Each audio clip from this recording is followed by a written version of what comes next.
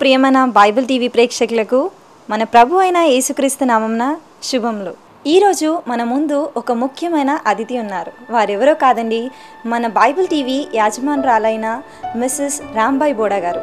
మరి మేడం గారి ఇంటర్వ్యూ తీసుకోవడానికి దేవుడు ఇచ్చిన ఈ కృపను బట్టి దేవుడికి వందనాలు చెల్లిస్తున్నాను. మరి ఈరోజు యొక్క ప్రత్యేకత ఏంటంటే మేడం గారి జన్మదినం. మరి మేడం గారి జీవితంలో వారు పొందిన ఆశీర్వాదాలను, మరి దేవుడు చేసిన అనేకమైన మేళ్లను, వారి జీవిత విషయాలను మనము ఈరోజు తెలుసుకుందాం. మేడం, మొదటిగా మన బైబిల్ టీవీ తరపున we wish you a blessed happy birthday. చాలాసార్లు మేము క్రిస్టఫర్ సార్ని, వినయ్ గారిని టీవీలో చూసాము, కానీ మీరు మాత్రం ఎప్పుడూ టీవీలో కనిపించలేదు. కానీ మీ జన్మదిన సందర్భంగా ఈరోజు ప్రత్యేకంగా మా కోసం సమయాన్ని కేటాయించినందుకు మీకు వందనములు. మేడం, మొదటిగా మీ బాల్యం గురించి చెప్తారా? తప్పకుండా అమ్మా. మా సొంతూరు ఖమ్మం జిల్లా తెర్లపురం.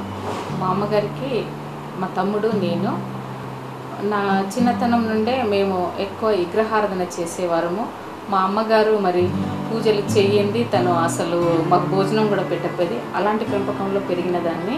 అయితే చిన్నప్పుడు నేను ఫస్ట్ క్లాస్ డోర్నాకలో చదవడం జరిగింది. తర్వాత మా నాన్నగారు రైల్వేలో పనిచేసేవారు కాబట్టి డోర్నాకల్ నుండి కొత్తగూడెం ట్రాన్స్ఫర్ అవ్వడం, అక్కడ నేను మరి ప్రైమరీ స్కూల్ వరకు గవర్నమెంట్ స్కూల్లో చదువుకోవడం జరిగింది. ఆ టైంలో కూడాను అయితే దాదాగా రైల్వేలో పనిచేసే వ్యక్తుల గురించి అంటే మీకు ఇంట్రొడ్యూస్ చేయాలనుకుంటున్నాం. మంచి ఉద్యోగమే ఉంటుంది, అన్నీ ఉంటాయి, కానీ 10వ తారీఖు వచ్చేకల్లా వాళ్ళ జేబులు ఖాళీ అయిపోతుంది. అలాగే మా నాన్నగారు కూడాను అన్ని అలవాట్లు ఉండడం వల్ల తను ఆర్థికంగా ఎంత డబ్బు సంపాదించినా కూడాను మరి ఉన్నదంతాను తన తిండికి, తన త్రాగుడికే మరి ఖర్చు పెట్టేవారు. అలాంటి పరిస్థితుల్లో మరి మా అమ్మగారు మమ్మల్ని అంటే మా అమ్మగారు చాలా కష్టపడడం, మా నాన్నగారు అంటే అన్ని విధాల అలవాట్లు తనకు ఉండడం వల్ల మా అమ్మగారు చాలా అంటే దెబ్బలు తినడము. అలాంటి సమయాల్లో మరి నన్ను ప్రైమరీ వరకు చదివించినాక చదువు మాన్పించాలని అనుకున్నప్పుడు మా పక్కింటి ఒక అక్క, ఎందుకు పెద్దమ్మ నువ్వు ఆ చెల్లెని చదువు మాన్పించేస్తావు, నాకు తెలిసిన ఒక ఇన్స్టిట్యూషన్ ఉంది, అందులో చేర్పించు, అక్కడ ఆమె చదువుకుంటుంది, మీరు పైసలు కూడా కట్టని అవసరం లేదు. ఆ రీతిగా ఆ అక్క నన్ను తీసుకుపోయి మా అక్కడ కొత్తగూడెంలోనే ఒక ప్రైవేట్ ఇన్స్టిట్యూషన్లో చేర్పించడం జరిగింది. అక్కడ మాకు అల్లికలు మళ్ళాను ఎవ్రీథింగ్ అంటే అన్నీ నేర్పించడము. అట్లాగా నా 7th క్లాస్ ప్రైవేట్గా రాసుకున్నాక నేను 10th క్లాస్ కూడా రాసుకోవడము, అలాంటి స్థితి ఉండేది. అయితే భక్తిలో కూడాను అధిక భక్తిగానే పెరగడం. ఎందుకంటే మా అమ్మ సిగమూగడం అంటే మీకు తెలుసో లేదో, సిగమూగడం అంటే పూనకం రావడం అంటారు చూడండి, అట్లాగే కురివీరన్న అనేసి ఆమె సిగమూగడం చేసేది. ఎక్కువ భక్తిలో పెంచడము. ఆమె ఎలాంటిదంటే వంట చేయాలన్నా కూడాను అన్ని పూజలు పునస్కారాలు చేయడం, అట్లాంటి స్థితిలో ఉండి బాగా ఏ నైట్ అంటే ఆ నైటు పూనకం వచ్చేస్తే మమ్మల్ని మంచాల మీదకి వెళ్ళి కూడా ఎత్తేసి పడేసేది. ఏంటంటే నేను భద్రకాళిని అనేది సంవత్సరం వెళ్ళేసి మేకలు కోయడము, చాలా విగ్రహారాధనలో నిష్టలో పెంచింది మమ్మల్ని.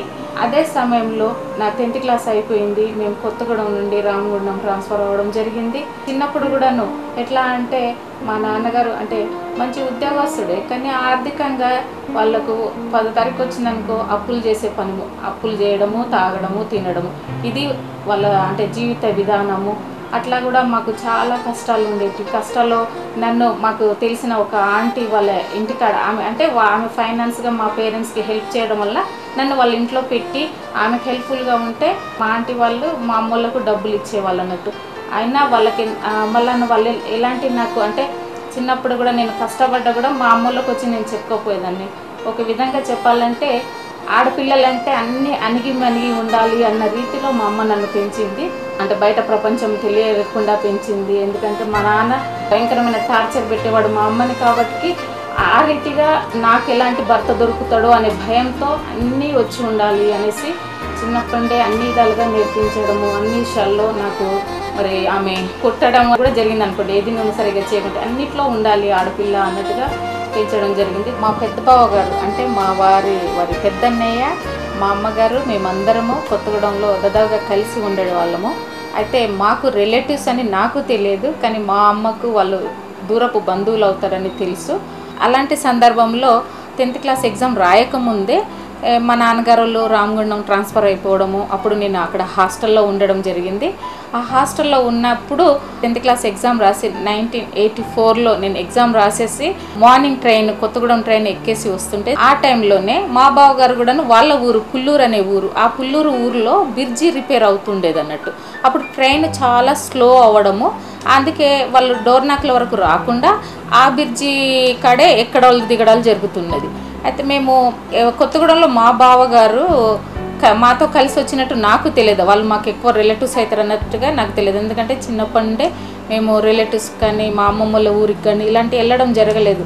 మా అమ్మకి ఏం నమ్మకం అంటే తండాలలోకి వెళితే చేతబళ్ళు చేస్తారు, అందువల్లనే నాకు ముందుగా ముగ్గురు చనిపోయినరు అనే నమ్మకంతో ఎలాంటి బంధువుల ఇళ్ళకి కానీ ఎవరింటికి పంపకపోవడం వలన మాకు బంధువుల రిలేషన్షిప్ ఎక్కువగా తెలియకపోవడం జరిగింది.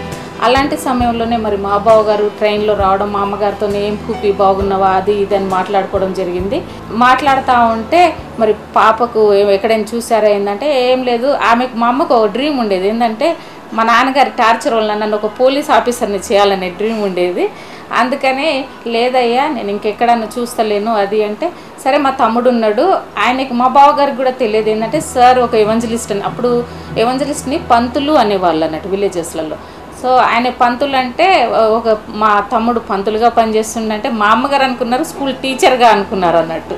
అనుకొని ఆయనేమో పుల్లూరు దిగుతున్నారు, అప్పుడే మావారు పుల్లూరు నుండి ఈ ట్రైన్ ఎక్కడము, అట్లా కలిసి ఆయన కేసముద్రంలో దిగిపోవాల్సింది. దిగిపోయే టైంలో మా అమ్మగారు అన్నారు ఈవిడే నా కూతురు అన్నారు. నేను సపరేట్గా కూర్చోవడం జరిగింది అన్నట్టు. ఈవిడే నా కూతురు అనే కల్లా అప్పుడు సార్ ఏం చేశారంటే మహబాద్లో దిగవలసింది, దిగబోతుంటే లేదత్తయ్య ఇక్కడ కాదు నేను దిగేది పక్క స్టేషన్లో అనేసి అట్లాగే కంటిన్యూ అయిపోయి నువ్వు, ఎందుకంటే ఆ రోజుల్లో మా బంజారా వాళ్ళు చదువుకోవడం తక్కువ కాబట్టి నేను ఎవరో అంటే తెలుగు అమ్మాయిని అనుకోవడం జరిగింది. తర్వాత మా అడ్రస్ తీసుకోవడం అదంతా చేసి అక్కడ నుండి మేము మర్చిపోయాం, ఒకళ్ళకొకళ్ళు మర్చిపోయి తర్వాత ఒక 2 months తర్వాత మా అమ్మగారు ఏమన్నారంటే అయ్యో ఆ అబ్బాయికి లెటర్ రాకపోయినరా, మా అమ్మకి ఏంటంటే ఒక క్యారెక్టర్ ఉన్న వ్యక్తిని నా బిడ్డకి ఇవ్వాలి అనేసి, మా దాంట్లో దాదాగా 2 భార్యలు 3 భార్యలు చేసుకోవడము, ఎంత డబ్బు ఉన్నా కూడాను భార్యని ఒక బానిసలాగా చూడడము, ఇవన్నీ మా అమ్మ అనుభవించింది కాబట్టి తన బిడ్డ ఆ రీతిగా ఉండడం తనకు అసలు ఇష్టం లేదు. అందుకని మంచి వ్యక్తిని చూడాలని తర్వాత ఒక 2 నెలల తర్వాత లెటర్ రాయమ్మా ఆ అబ్బాయికి, ఎందుకంటే మా ఇంట్లో నేనే చదువుకున్నదాన్ని, మా తమ్ముడేమో 4th క్లాస్ అన్నట్టు, వాడు చాలా చిన్న వయసు ఉండేది. రామగుండంలో మేము ఉన్నప్పుడు వాడు ఒక పెద్ద గొడవలు తెచ్చే వ్యక్తి అన్నట్టు 5th క్లాస్లోనే అలాంటివి. అయితే అందుకని మా ఇంట్లో నేనే పెద్దదాన్ని కాబట్టి మా అమ్మ లెటర్ రాయంటే సరే అని రాస్తే మా వారు అనుకున్నారంట ఆయన క్లాస్మేట్ ఎవరో 3 ముక్కుల రాంబాయి అని ఉందట. ఈ రాంబాయి అంటే 3 ముక్కుల రాంబాయి అనుకొని తను జస్ట్ ఇగ్నోర్ చేసినాక అప్పుడు తర్వాత క్లిక్ అయిందంట, ఓహో నాకు మా అత్తయ్య కూతురు ఉన్నది కదా ఆమె కదా అనేసి తను రామగుండం రావడం జరిగింది. రామగుండం వచ్చిన కల్లా నేను మంచిగా ఇంత పెద్ద బొట్టు పెట్టుకోవడం ఇవన్నీ చూసిండు. నన్ను చూసి ఇక ఆయన ఏంది ఈ అమ్మాయి చూస్తేనేమో బొట్టు పెట్టుకొని ఉంది, ఈ గ్రహారాధన ఉంది ఫుల్, మా ఇంట్లో మొత్తం ఫోటోలతో మా అమ్మ పూజలు ఎట్లా అంటే వారానికి ఒక గంపెడు కొబ్బరికాయలు తెచ్చేది, అన్ని దేవుళ్ళకు కొట్టి కొట్టి వాళ్ళ ఫోటోలే నల్లగా చేసేసేది, అంత భయంకరంగా పూజలు చేసేది అన్నట్టు, అంత నిష్ట ఆమెకు. అలాంటి స్థితిలో ఇక ఆయన అనుకున్నారు సరేలే వీళ్ళేమో అంటే మా వారు అప్పటికి ఒక చిన్న ఎవెంజలిస్ట్ అంటే 150 రూపాయల జీతం అన్నట్టు అయింది. ఆ 150 రూపాయల జీతంలో బ్రతికే అతను మా ఇంటికి వచ్చినాక ఏమనుకున్నాడేమో సరేలే. అయితే దానికి ముందు జరిగిన సంగతి ఏంటంటే మా నాన్న ఫ్రెండు ఆయన రైల్వేలో పనిచేస్తాడు, మా నేబర్స్ అన్నట్టు, వాళ్ళకు ఒక అబ్బాయి ఉండేవాడు, ఆ అబ్బాయికి ఇవ్వాలని మా నాన్నకు, మా అమ్మకి ఏమి సార్కి ఇవ్వాలని, ఎందుకంటే ఆ అబ్బాయికి మా అమ్మ ఎప్పుడో చూసిందంటే వాడు బీడి తాగడము, ఇప్పుడే వాడు బీడి తాగుతున్నాడంటే రేపు ఇంకా వాడు అన్ని అలవాట్లు అవుతాయి, అలాంటప్పుడు నా బిడ్డ సుఖపడదని ఆమె అనుకొని మా అమ్మేమో సార్కి ఇవ్వాలని, మా నాన్నేమో వాళ్ళ దోస్తు వాళ్ళ కొడుకు ఇవ్వాలని, అట్లా పోటీల మీద నేను ఇయ్యనంటే ఇయ్యను నా బిడ్డనని మా నాన్న, మా అమ్మేమో లేదు నేను ఇయ్యంటే వీళ్ళు గొడవపడుతున్నారు కదా అనేసి ఈయన ఇంకో ఆ అబ్బాయి వాళ్ళ తాత నీకేముందనేసి అప్పటికి సార్కి ఒక పాయింట్ ఒక షర్టుతో పాప ఆ పాయింట్ వెనకాల అతుకులు అది ఆయన స్థితి అన్నట్టు. ఆయన యాక్చువల్గా రామగుండంలో ట్రైన్ దిగేసి వస్తుంటే మా అమ్మ అనుకుంది, అసలు ఫస్ట్ రాకముందు మా అమ్మ అనుకుంది ఎవరు ఈ అబ్బాయి ఏదో స్లిప్పర్స్ వేసుకొని ఒక గ్రీన్ పాయింట్ దానికి ఒక వెనకాల జిగ్జాగ్ చేస్తారే, అది ఒక క్రీమ్ కలర్ షర్ట్ వేసుకొని ఒక బ్యాగ్ మన 10 రూపాయల సంచి తలిగించుకొని వస్తుంది. అంటే ఇప్పుడు ఆ బ్యాగ్లో ఆయనకి ఎప్పుడు బైబిల్ ఉండేది. అప్పటికి ఆయన వయసు ఎంత అంటారు తెలుసా? 21 సంవత్సరమే. ఆ 21 సంవత్సరంలో కూడా దేవుడు ఆయన్ని పట్టుకొని మా అమ్మ వాళ్ళ దగ్గరికి నన్ను అడగడానికి వచ్చినప్పుడు ఆయన స్థితి అలాంటిది అన్నట్టు. అప్పుడు మా అమ్మ మా వారిలో చూసింది ఏంటంటే ఆయన క్యారెక్టర్ని, మా నాన్న చూసింది ఏంటంటే డబ్బుని. సో వీళ్ళిద్దరికి పడక నేను ఈ అబ్బాయిని ఇస్తానని, ఆయనేమో ఆ అబ్బాయిని ఇస్తానని నేను ప్రామిస్ చేసేసినని ఇద్దరి పోటీని మీద నా సంబంధం గురించి మాట్లాడడం జరిగింది. అప్పుడు సరేలే అత్తయ్య మీకు ఆ అబ్బాయినే ఇచ్చుకోండి, కనీసము ఇచ్చుకోండి కానీ నన్ను పెళ్ళికి పిలవండి సెంటిమెంట్తో ఆయన అనడంతో ఇక మా అమ్మ ఏడవడం మొదలుపెట్టింది. అమ్మో ఈ రోజుల్లో ఇలాంటి పిల్లలు ఉంటారా? ఎందుకంటే 21 సంవత్సరం వయసులోనే అంతా ఆయన దేవుని ప్రేమను రుచి చూసి నాకు ఇయ్యకున్నా పర్వాలేదు కానీ ఇంకో అబ్బాయికి ఇవ్వండి అనేసి అన్నాడనేసి ఆ నైట్ ఉండి తెల్లారి సార్ వెళ్ళిపోయినాక దాదాపుగా 1 నెల 2 నెలల తర్వాత మా ఫ్యామిలీ మా నాన్న ఇంకానూ ఆయన మీదనే ఎక్కువ మొగ్గు చూపిస్తున్నాడు. ఎందుకంటే వాళ్ళ ఫ్రెండ్ వాళ్ళ కొడుకు ప్లస్ ఆయన చిన్నప్పటి కలిసి పెరిగిన వాళ్ళు, కొంచెం డబ్బున్నోళ్ళు, ఆయన తండాకు నాయకుడు కాబట్టి నాయకుని కొడుకు ఇస్తే బాగుంటుందని ఆయన ఆ రీతిగా థింక్ చేసిండు. మా అమ్మ అట్లా థింక్ చేయలేదు అన్నట్టు. అప్పుడు వాళ్ళు ఏం చేశారంటే మా వారేమో వెళ్ళిపోయినాక వీళ్ళు ఏం చేసిండ్రు, మనం ఇక పూల పండ్లు పెట్టేసుకుందాము, మనం దేవుని దగ్గరికి పోదామని అందరం కలిసి కురికి పోయినాం అన్నట్టు. 2 నెలల తర్వాత వెళ్ళైతే కురికి వెళ్ళేసి వచ్చేకల్లా సార్ మళ్ళీ మా అమ్మతో మాట్లాడడానికని వచ్చేలోగా ఇక మేము రాకముందే అంటే దేవుని ఏర్పాటు నేను అనుకుంటుంది, మేము ఇట్లా ట్రైన్ దిగవలసిన వాళ్ళము దిగలేదు. ఈయనకేమో దిగిన వెంటనే ఆ అబ్బాయి వాళ్ళ తండ్రి ఎవరైతే మా నాన్న ఇస్తానన్నాడో ఆ అబ్బాయి వాళ్ళ తాత ఏం చేసిండంటే, నీకెక్కడ ఇస్తారా, మీ అత్త వాళ్ళు మా వాళ్ళు కలిసి అందరూ దేవుని దగ్గరికి పోయారు, సో వాళ్ళు దేవుని దగ్గర నుండి వచ్చిన వెంటనే ఎంగేజ్మెంట్ చేసుకుంటారంటే నువ్వు వెళ్ళిపోరా అన్నారు. ఇంకా ఈయన ఆ నైటు అంటే తర్వాత చెప్పిన సంగతి, ఆ నైట్ ఏం చేసిండంటే బాగా దేవుని సన్నిధిలో ఏడ్చి సరేలే ఇక నాకు లేదేమో ఆమె అనేసి ట్రైన్ ఎక్కబోతుంటే ట్రైన్ ఆయనకి మిస్ అయింది కదా అని మళ్ళీ ఆ ముసలాయన దగ్గరికి రావడము, సరే ట్రైన్ మిస్ అయితే పర్వాలేదు ఇప్పుడు వాళ్ళు వస్తారేమో ఒక మాట మళ్ళీ మాట్లాడిపోని ఆ ముసలోడే అన్నాడట. అనేకల్లా మేము మధ్యాహ్నం ట్రైన్కి దిగిన వెంటనే అంటే దాదాపుగా మా లైఫ్ స్టోరీ ట్రైన్లో జరిగిన సంగతులు. ట్రైన్ దిగిన వెంటనే ఏమైందంటే ఇక మా అమ్మ ఫైనల్ డెసిజన్ చెప్పేసింది, లేదు నేను ఈ అబ్బాయికే ఇస్తాను, నువ్వు అన్నావు సంబంధం నేను ఇయ్యను. ఇక అప్పటి నుండి మా నాన్నకు మా వారంటే కొంచెం అంటే అయిష్టత, ఎందుకంటే నా సిగరెట్ ఖర్చు లేదా ఆయన జీతము, నా బిడ్డను ఎట్లా ఇస్తావు నువ్వు, అంతేకాకుండా మా అత్తగారు వాళ్ళందరూ చాలా పేద స్థితిలోనే ఉండే అన్నట్టు. అట్లని మేము బాగా ఉన్నవాళ్ళము కాదు, కానీ ఈయన జాబ్ చేయడం వల్ల మా నాన్నకు వాళ్ళకి చిన్న చూపు అన్నట్టు. అట్లా మా లైఫ్లోకి అంటే సార్ మా అమ్మని అడగడము మాట్లాడడము, కానీ ఒక కండిషన్ పెట్టాడు ఏంటంటే, సరే మీ అమ్మాయిని చేసుకుంటాను కానీ ఆమె ముందు నా దేవుణ్ణి అంగీకరించాలి అని.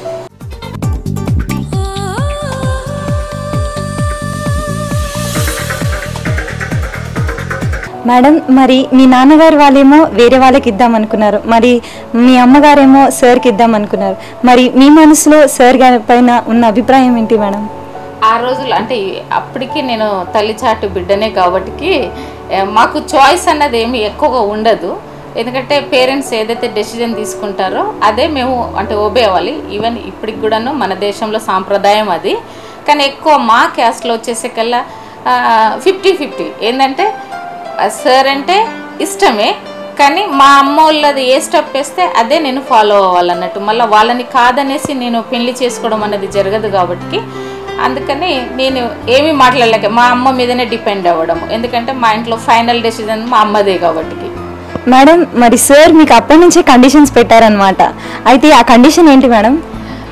ఆ కండిషన్ అంటే మామూలుగా మేబీ మీరు అనుకోవచ్చు ఏదో లవ్ స్టోరీ కండిషన్, అలాంటిది కాదమ్మా. కండిషన్ ఏంటంటే నేనేమో హిందూరాలుగా ఉండేది, తనేమో దేవుని నమ్ముకొని దేవుని సేవ చేస్తున్న వ్యక్తి కాబట్టి ఆయన ముందు నువ్వు నా దేవుని నమ్ముకో, అప్పుడు నేను నిన్ను పెళ్లి చేసుకుంటాను అన్నాడు. అప్పుడు నాకు అనిపించింది ఇదేందిరా బాబు కండిషను, అనేసి. అయితే నేను అనుకున్నా అసలు నాకేమీ తెలియదు, అసలు యేసుప్రభు అంటే కూడా నాకేంటో అస్సలు తెలియదు. ఎందుకంటే మేము ఆ రోజుల్లో దేవుని గురించి కానీ యేసుప్రభు గురించి చెప్పిన వాళ్ళు లేరు. మాకు ఆ వాతావరణంలో కూడా నాకు అసలు ఇట్లా ఉంటుంది అన్నది కూడా నాకు తెలియదు అన్నట్టు, దేవుడు అంటే ఏంటో తెలియదు. అప్పుడు నేను అన్నాను, ఏంటి నీ కండిషన్ అంటే, తను ఎట్లా అంటే ఒక చిన్న పిల్లోళ్ళగా ఫస్ట్ నేను ఒక బుక్ ఇస్తాను, అది బుక్ చదువు అనేటోడు. అయితే నాకు ఒక హ్యాబిట్ ఏముండేదంటే బాగా బుక్స్ చదివే అలవాటు. నాకు భూమి, చిత్ర అలాంటివి బాగా చదివేదాన్ని. అదే అలవాటుతోనే సరే ఆ బుక్ కూడా నేనే చదువుతా అనేసి, అదేంది ప్రేమ సందేశం అనేది ఒక న్యూ టెస్టిమెంట్ బైబిల్ అన్నట్టు. అప్పుడు ప్రేమ సందేశం అని ఇంత లావ్ బుక్ ఉండేది. సరే నేను చదువుతాను, చదవడమే కదా అన్నట్టుగా ఓకే చదువుతాను. చదివినాక అయితే నువ్వు ముందు చదివినాక నీవే చెప్తావులే అనేసి సార్ అనడంతో నాకు ఆ బుక్ ఇవ్వడంతో నేను నెల రోజుల్లో కంప్లీట్ చేసేసినాను న్యూ టెస్టిమెంట్ అన్నట్టు.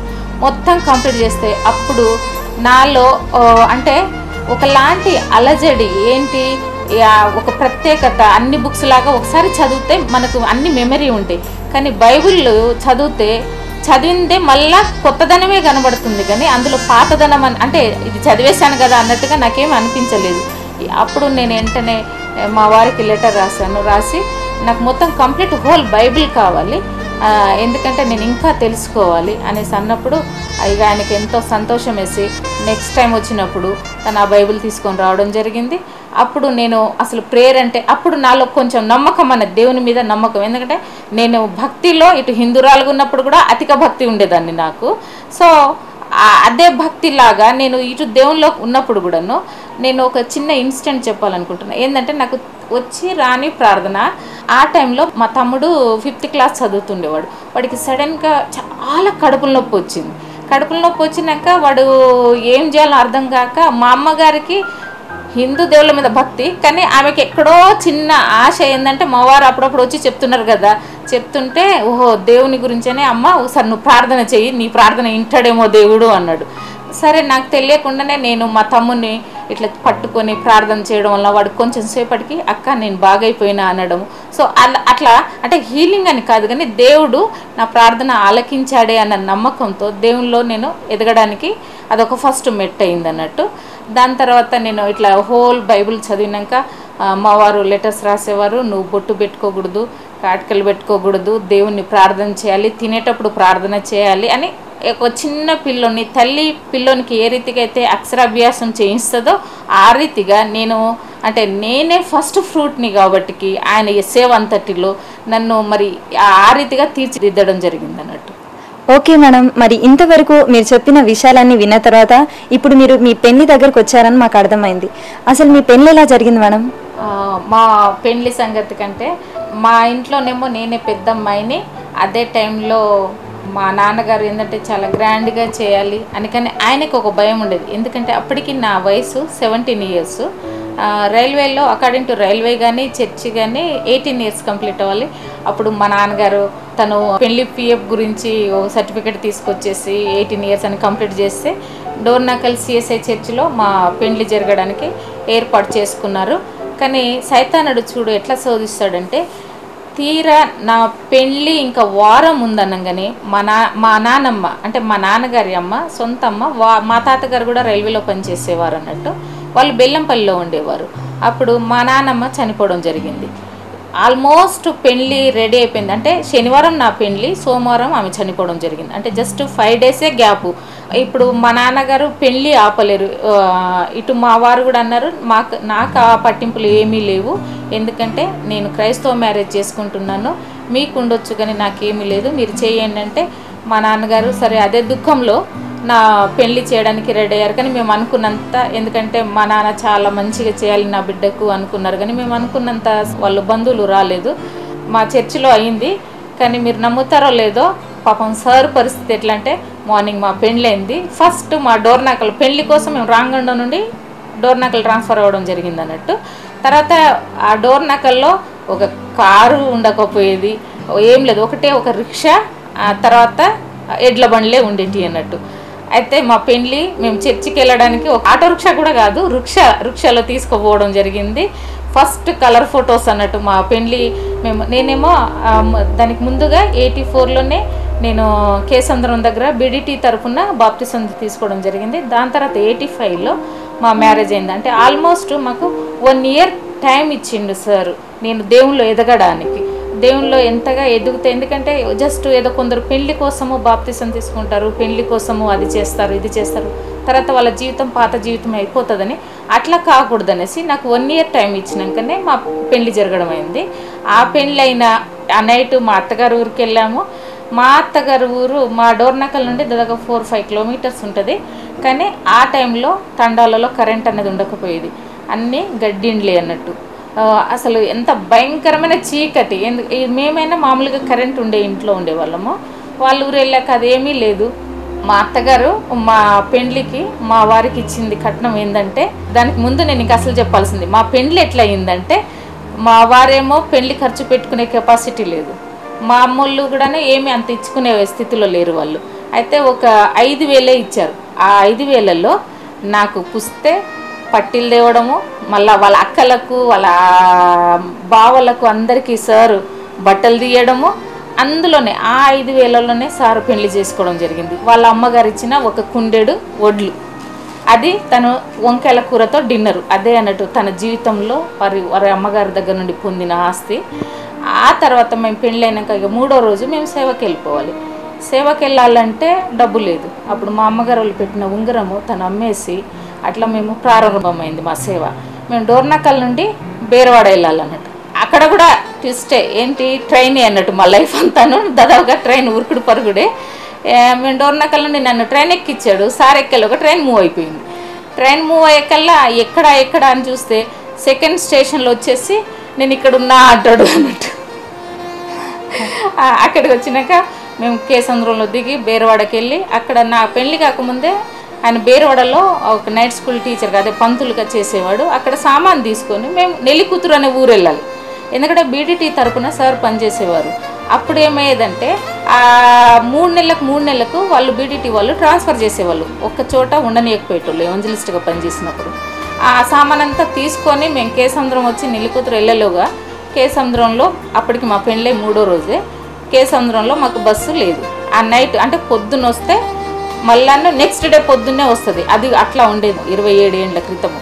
అలాంటి ప్రాంతంలో మేము ఉన్నాం అన్నట్టు. అప్పుడు ఇక ఒక ఫిలిం థియేటర్ ఎదురుగానే మా సామాను పెట్టుకొని ఆడ పడుకొని మేము నెల్లికూతురు వెళ్తే, అక్కడేమో మనలాగా ఇండ్లు లేవు, కిరాయిలు ఇచ్చేయడానికి కూడాను వాళ్ళకి అస్తోమత ఉండకపోయేది. అన్నీ పూరి గుడిసెలే కాబట్టి మాకు గేదెల దొడ్డి ఇచ్చారు. గేదెల దొడ్డిలోనే తాటాకులతో కట్టి ఇచ్చారన్నట్టు.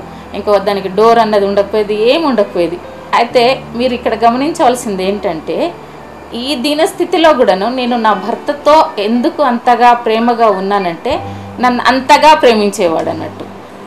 మేడం, మరి ఈ రోజులలో అయితే సేవ చేయడానికి భర్త ముందుకు వచ్చిన భార్య కొంచెం వెనక ముందు అవుతారు. అంటే అన్నీ ఉన్నప్పటికీ కూడా వాళ్ళకి సేవ అంటే కొంచెం ఇద్దరు కోఆపరేషన్ ఉండదు. మరి మీరు అప్పటికి కూడా ఆ స్టేజ్లో ఉన్నప్పుడు సార్తో మీరు ఎలా కలిసి మీ సేవా జీవితాన్ని ఎలా కొనసాగించారో మాకు చెప్తారా? తప్పకుండా అమ్మ. ఏంటంటే భార్యాభర్తలకు ముందు కావాల్సింది నమ్మకము.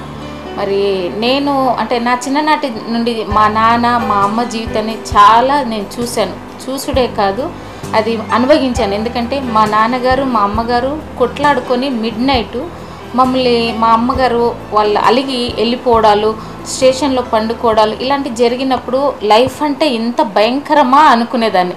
కానీ ఆ జీవితానికి కంప్లీట్ డిఫరెంట్ అయిపోయింది నా అంటే మ్యారేజ్ లైఫ్.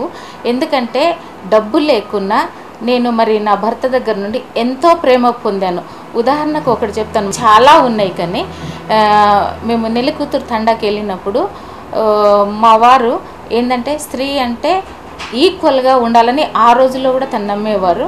అయితే నాకు సైకిల్ నేర్పిస్తానని రోడ్డు మీద కేసంద్రం పోయే రోడ్డు మీద సైకిల్ నేర్పిస్తుంటే నేను పడిపోయినాను. పడిపోతే నా మోకాళ్ళు బాగా చిప్పలు పగిలిపోయినాయి అన్నట్టు. పగిలిపోతే వెంటనే ఏం చేశారు మా వారు, నాకు ఏ పని చెప్పొద్దనేసి తను మరి ఆ రోజు ఇంత అంటే ఊర్లలో మిరప తోటలలో తోటకూర దొరుకుతుంది, అది టేస్టీగా ఉంటుంది అన్నట్టు. అయితే ఈయనకు ఉన్నది అలవాటు ఏంటంటే మా వారికి అందరితో కలగలుపుతాను అన్నట్టు. ఎవరి దగ్గరికి వెళ్ళినా కూడాను మంచి మనసుతో ఏదైనా సాధించుకుంటాడు. అలాంటి స్వభావం కాబట్టి అక్క నాకు కొంత తోటకూర వెనకల వాళ్ళు చాలా తోటకూర ఇచ్చారు. మా వారికి వండరాక ఏదో ఒకటి వండేస్తే అది తిని నాకు నైట్ అంతా మోషన్స్. అయితే తండాలో అప్పుల్లో లెట్రిన్స్ ఉండకపోయేది. ఇంకోటి ఎక్కడ పడితే అక్కడ చేయకూడదు, అది తండా రూల్ అన్నట్టు. అప్పుడు బయటికి పోవాలన్నా 1 కిలోమీటర్ పోయే ఓపిక లేదు నాకు. ఇంకోటి పెళ్ళైన కొత్తలో చీకటి అంటే భయంకరమైన భయం నాకు. చీకటి పడ్డదంటే అసలు కరెంట్ ఉండే పరిస్థితి కాదు కాబట్టి మస్తు భయం వేస్తే మా వారు ఏమన్నారో తెలుసా? ఏంటంటే, అమ్మ నువ్వు అంత బాధపడకు, నువ్వు పక్కనే పో అమ్మా, నువ్వు పక్కనే పో అంటే, ఈ రోజులో ఎవరు పక్కనే పో, నేను తీసేస్తానని. నేను ఉదయం లేసేకల్లా మొత్తం ఒక చిన్న పిల్లోడికి, అంటే చిన్న పిల్లలు పోతే తల్లి ఎట్లా తీస్తుందో ఆ రీతిగా మరి తను తీసేయడం, అలాంటి ఇన్సిడెంట్స్. అంటే అంత ప్రేమ అన్నట్టు ఆయనలో. ఎందుకంటే నాది నేను అన్న స్వభావం లేకుండా తను కూడాను తల్లిదండ్రుల ప్రేమ పొందలేదు కాబట్టి తన భార్యకు ఆ ప్రేమ ఇవ్వాలనే ఉద్దేశంతోనే ఆయన ప్రేమలో నేను అన్నీ మర్చిపోవడం జరిగింది అన్నట్టు. అట్లా మా లైఫ్ స్టైల్ మొదలయ్యి పెళ్ళైన కొత్తలోనే మరి తను చెన్నైలో ఐబీఎల్ ట్రైనింగ్కి వెళ్ళడం జరిగింది. 1 మంత్ ఐబీఎల్ ఏంటంటే 1 మంత్ ఏమో చెన్నైలో ఉండాలి, అప్పుడు మెడ్రాస్ అనేవాళ్ళు అన్నట్టు. తర్వాత 3 నెలలేమో ఫీల్డ్ వర్క్ ఉంటుంది. అది అప్పుడు పెళ్ళైన నెలకే మళ్ళీ అక్కడి మాకు ఎక్కడ ట్రాన్స్ఫర్ చేశారు తెలుసా? తారాసింగ్ తండాలో చేశారు. అక్కడ బీడీటీ అంటే ప్రతి 3 నెలలకు ఒక ప్లేస్లో ఉండకూడదు సేవకులు అన్నది. ఒక ఎట్లా అంటే, ఇప్పుడు మా కులానికి ఎట్లాగా జిప్సీ అంటే ప్లేస్ టు ప్లేస్ మూవ్ ఎట్లా అవుతారో మేము కూడా అదే రీతిగా ఆ రోజుల్లో జిప్సీ లాగానే మేము ఒక ప్లేస్ నుండి ఇంకో ప్లేస్కి పోవడం జరిగింది. అయితే తారాసింగ్ బాయ్ తండకి వెళ్ళాక మా వారు అక్కడ తండా నాయకునికి నాకు హ్యాండ్ ఓవర్ చేసి, ఆ టైంలో నాకు కూడా నైట్ స్కూల్ టీచర్గా డైరెక్ట్ అప్పుడు సేవ సువార్త అన్నది చేయకూడదు, వాళ్ళకి ఎడ్యుకేషన్ ఇవ్వాలి, దాంతోపాటే వాక్యం అన్నది చెప్పాలి. అది బీడీటీ అంటే బంజారా డెవలప్మెంట్ ట్రస్ట్ వాళ్ళ యొక్క ఉద్దేశం అన్నట్టు. అప్పుడు అంత ఈజీగా యేసు ప్రభుని రిసీవ్ చేసుకోవడం ఇష్టపడకపోయేవాళ్ళు కాబట్టి వాళ్ళకి ఏదో ఒక రీతిగా. అయితే నైట్ స్కూల్ టీచర్ అంటే వైద్య అప్పుడు వాళ్ళు ఒక పెట్రోమాస్ లైట్ ఇస్తే అది పెట్టుకొని నేను నైట్లో పెద్దవాళ్ళకి చదువు చెప్పాలి, డేలో చిన్నపిల్లలకు చదువు చెప్పాలి. ఆ రీతిగా నేను మా అత్తగారిని పెట్టుకొనేమో తారాసింగ్ బాయ్ తండలో ఉన్నా, సారేమో చెన్నైలో ఉన్నారు అన్నట్టు. అట్లా 1 మంత్ అయిపోయినాక మళ్ళీ అక్కడి నుండి అప్పటికి మా పెళ్ళై 3 నెలలు అయిపోయింది. 3 నెలలు అయిపోయినాక అదే టైంలో మేము మళ్ళా మా వారు వచ్చాక తను ఎక్కడికి పంపించారంటే చాంప్ల నాయక్ తండాని అన్నారం షరీఫ్ వరంగల్ దగ్గర. ఆ టైంలో 3 నెలల తర్వాత మా బాబు కడుపులో పడడం జరిగింది. మేము చాంప్ల నాయక్ తండలో ఉన్నాం. అక్కడ కూడా సేమ్ అది దాదాగా మా బాబు ఇంకా కడుపులో ఉన్నాడు. 1986లో ఆ తండ అంతా అక్కడ ఎక్కువ అన్నారం షరీఫ్ అంటే ఈవెన్ ఏ క్యాస్ట్ వాళ్ళైనా ముస్లిం దేవుణ్ణి బాగా కొలుస్తారు అన్నట్టు. అదే తండ నాయకుడితో సహా అందరూ ముస్లిం దేవుణ్ణి బాగా కొలిసేవారు. అయితే సార్కి నేను అనగా పిల్లల కోడి సార్ ఎట్లా అంటే తను ఎక్కడ ఉంటే అక్కడ జనాలు ఉంటారు అలాంటి. సో నైట్ ఎంత నైట్ ఉన్నా కూడా వాళ్ళతో పాటలు పాడడము, వాక్యం చెప్పడము, డే టైం ఏమో మామూలుగా మేము స్కూల్ చెప్పినట్టుగా చెప్పడం అది జరిగేది. అవే పెట్రోమస్ లైట్లు వేసుకొని 1986లో భయంకరమైన ఎండలు, అసలు వర్షాలు అన్నవి లేవు అన్నట్టు. వర్షాలు లేక తండ వాళ్ళకు అందరికీ సిగముగేటోళ్ళు వాళ్ళు ముస్లిం వాళ్ళ దేవుణ్ణి కొలిసే వాళ్ళు ఏమన్నారంటే, ఈ పంతులు వచ్చినందుకే మన తండలో వర్షాలు లేవు, వీళ్ళని కొట్టి ఎల్లగొట్టు అనేసి చెప్పడం జరిగింది. అప్పుడు తండంతా ఒకటయ్యి నేను అప్పుడు గర్భిణిని, మా బాబు కడుపులో ఉన్నాడు, మమ్మల్ని ఎల్లగొట్టాలని చూసిండ్రు. అయితే ఆ టైంలో కూడా మా పెళ్ళైన కొత్తలో కూడా మాకెవరు సపోర్ట్ లేకపోయేది. ఇటు తల్లిదండ్రుల సపోర్ట్ లేదు, ఇటు అత్తమ్మ వాళ్ళ సపోర్ట్ లేదు. ఎందుకంటే మా తల్లిదండ్రుల సపోర్ట్ లేదంటే మా అమ్మ మా నాన్నని వదిలి ఉండదు, మా నాన్న లోకం మా నాన్నకే. అలాంటి స్థితిలో మరి మమ్మల్ని వీళ్ళు కొట్టి ఎల్లగొట్టాలని చూసినప్పుడు ఆ పెళ్ళైన కొత్తలో కూడా మేము సారు దగ్గర ఉన్న ఒక అంటే అలవాటు ఎక్కువ దేవుని సన్నిధిలో గడపడం. అప్పటికే ఆయన వయసు 21, 22 పడ్డాయి. దేవుని సన్నిధిలో గడిపి దేవుని దగ్గర నుండి పొందడం అలాంటి మొండితనం అన్నట్టు. అప్పుడు ఇద్దరము కలిసి మోకాళ్ళొంగి ప్రార్థన చేశాము. దేవుడా, ఈ ఊరు వాళ్ళందరూ మమ్మల్ని ఆపోజిషన్గా ఉన్నారు, మరి మమ్మల్ని అంటే కొట్టి తరిమే వాళ్ళు లాగున్నారు, మరి నువ్వే సహాయం చేయన్నప్పుడు ఇప్పటికీ అప్పటి రోజుల మనుషులకు గుర్తుండొచ్చు. 1986లో పడ్డంత భయంకరమైన వర్షము ఇప్పటి వరకు పడలేదు. అంటే అంత పెద్ద తుఫాను దేవుడిచ్చాడు. మా ప్రార్థన ఆలకించిండు. ఒక వారంలోనే భయంకరమైన వర్షం పడితే ఆ 86 టైంలోనే అప్పుడు చెన్నై కూడా దాదాపుగా మునిగిపోయే స్థితికి వచ్చింది అన్నట్టు. అంత పెద్ద తుఫాను జరిగేయడంతో తండ వాళ్ళందరూ రియలైజ్ అయినరు, అరే మనం అనవసరంగా ఈ పంతుల్ని కొట్టి ఎల్లగొట్టాలనుకున్నాము, కానీ వాళ్ళ దేవుడే గొప్పోడని నిరూపించిండు అనేసి అదే టైంలో నేను ఎంపీహెచ్డబ్ల్యూకి నేను అప్లై చేసుకోవడం జరిగింది అన్నట్టు. ఐటీడీ అంటే అప్పుడు గవర్నమెంట్ది అది. అయితే 86లో నేను డోర్నకల్కి అంటే డెలివరీకి వచ్చేసినాను. మా బాబు పుట్టిండు. మా బాబు పుట్టినాక నేను ఇక్కడ డోర్నకల్ ఉన్న మా వారు ప్రార్థన చేశారు, ఏంటంటే దేవా, అంటే మేము అంతకుముందు మా బాబు కడుపులో ఉన్నప్పుడు నువ్వు ప్రథమ కుమారుని ఇస్తే నీ సేవకి ఇస్తామనే మేము అప్పటి నుండే, అంటే సార్ నన్ను నేర్పేవాడు అన్నట్టు, ఇట్లా ప్రార్థన చేయాలి, అట్లా ప్రార్థన చేయాలి, బైబిల్ చదవాలనేసి. అదే రీతిగా ఇద్దరము దేవుని సన్నిధిలో అడిగినప్పుడు మరి దేవుడు కుమారుని ఇచ్చిండు. కుమారుని ఇచ్చినాక మళ్ళా 21 రోజు అయినాక మా సార్ వచ్చేసి, నేను ఇంకా సేవలో ఉండాలి కాబట్టి నా కుమారుడు నా భార్య నాతో ఉంటేనే మేము సేవలో ఉండగలుగుతాం, ఒంటరిగా అక్కడ ఉండడం కష్టము అన్నప్పుడు ఇంకా బాబుని తీసుకొని వెళ్తే నాకు ఏమీ తెలియదు, బాబుని ఎట్లాగా అసలు పెంచాలంటే స్నానం చేయించడము తెలియదు. సార్కి తెలియక పైనుండి వర్షం పడుతుంటే, ఎందుకంటే ఇటు పుట్టింది మే నెలలో, తర్వాత జూన్ స్టార్ట్ అయింది. జూన్ స్టార్ట్ అయ్యాకల్లా వర్షాలు స్టార్ట్ అయినాయి. ఎట్లా చేయాలనో అర్థం కాని పరిస్థితి మాది. అలాంటప్పుడు సార్ ఒకవైపు నీళ్ళు పోసుడు, నేను ఒకవైపు నీళ్ళు పోసుడు, అంటే ఒక బొమ్మలలాగానే అయిపోయింది మా లైఫ్. మేమే పిల్లలం అంటే మా మధ్యన ఇంకో పిల్లోడు వచ్చేసిండు. ఇక ప్రతిదానికి మళ్ళీ వాడికి మోషన్స్ అయ్యేది, అది అయ్యేది. అసలు ఎట్లా మెయింటైన్ చేయడం అర్థం కాక ఊరికే దేవుని సన్నిధిలో ఏడ్చేసేదాన్ని. ఏడుపు వచ్చేసేది, ఎట్లా మెయింటైన్ చేయాలి ఇన్ని అంటే. ఇక మాకడ డబ్బు ఉండకపోయేది. అప్పుడు మా జీతం ఎంత అనుకుంటున్నావు? 300 రూపాయలు. 300లో దేవుడు ఎట్లా దీవించిందంటే, ఆ 300లో కూడా మేము ఒకళ్ళ దగ్గర ఉండే వాళ్ళం, కానీ మేము ఎవరు దగ్గర చేయి చాచలేదు. ఆ స్థితిలోనే పెట్టాడు. మా బాబు పుట్టాక తర్వాత మేము ఇక్కడ సేవలో ఉంటే మళ్ళా అన్నారం షరీఫ్ నుండి మళ్ళా ఎక్కడికి వెళ్ళామంటే ములుగు దగ్గర దుంపలగూడ అనే నక్సలైట్ ఏరియాకు మాకు ట్రాన్స్ఫర్ చేయడం జరిగింది. అక్కడ కూడాను సేవ స్టార్ట్ చేయాలంటే మేము ఒక ముస్లిం వాళ్ళ ఇంట్లో కిరాయికున్నాము. కిరాయికున్నప్పుడు మా పక్కనే, అంటే అది దుంపలగూడ నైట్ అయితే అసలు అక్కడ ఏ పోలీస్ డిపార్ట్మెంట్ రాదు, ఏ ట్రాన్స్పోర్టేషన్ ఉండదు. అలాంటి భయంకరమైన ప్రాంతం అన్నట్టు, అంటే నక్సలైట్లకు పేరు పొందిన ప్రాంతము. అలాంటి ప్రాంతంలో కూడా దేవుడు మరి మమ్మల్ని నిలబెట్టి చెప్పాను కదా, సారు స్వభావం ఏంటంటే ఎలాంటి కఠినులనైనానో ఆయన మెల్ట్ చేసేస్తాడు అన్నట్టు. అలాంటి మంచి మనస్తత్వం ఆయనది. కాబట్టి వాళ్ళతో కూడా ఆ ముస్లిం వాళ్ళు మాకు కిరాయికి ఇవ్వడానికి కూడా కష్టపడి తర్వాత ఇచ్చాక మేము వాళ్ళతో కలిసి ఉండడము, మా యొక్క ప్రవర్తన వాళ్ళకు బాగా నచ్చి అక్కడ ఒక 3 నెలలు ఉన్నాము. అదే టైంలో మా బాబు అప్పటికి 3వ నెల అన్నట్టు. అదే టైంలో నాకు ఇంటర్వ్యూకు కాల్ వచ్చింది. అయితే ఎందుకంటే నేను అన్నా కదా మేము అప్లై చేసుకొని ఉంటిమి అనేసి. ఇంటర్వ్యూకు కాల్ వచ్చినప్పుడు నేను మరి పాల్వంచ సెలక్షన్ కోసం రావడం జరిగింది. సెలక్షన్ మేము దాదాపుగా ఖమ్మం జిల్లా తరపున 200 మందిలో మేము 4 సెలెక్ట్ అయినాం, ఎస్టీ కింద ఐటీడీ వాళ్ళ తరపున. ఇది ఎంపీహెచ్డబ్ల్యూ కోసము. అట్లా మేము ట్రైనింగ్లో సెలక్షన్ అయిపోయినాము. ఇంకా సారు తనేమో బీబీసీకి అప్లై చేసుకున్నాడు, అంటే భారత్ బైబిల్ కాలేజ్కి బైబిల్ ట్రైనింగ్కి అప్లై చేసుకున్నాడు. సార్ ఏమో హైదరాబాద్ రావాలి, నేనేమో పాల్వంచ వెళ్ళాలి. బాబు ఎక్కడ ఉండాలి?